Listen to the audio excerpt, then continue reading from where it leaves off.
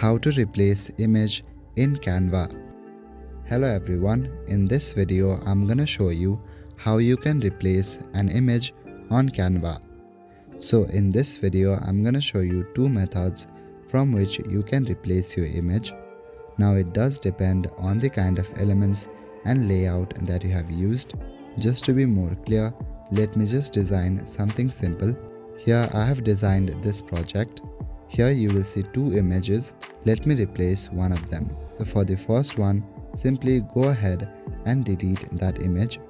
After deleting the image, go back and select the image that you want to replace it with. Once that's done, then resize the picture and drag it to the original place. And just like that, our image has been replaced. If you have used some of the elements, for example this picture element, then it's much more easier to replace image. To replace image in these kind of elements, simply go to the image that you want to replace it with. Now drag and drop the image. Once you do that, then it will be replaced. So you can use these two methods to replace your image. So that is it for this video. I will see you in the next one. Thank you.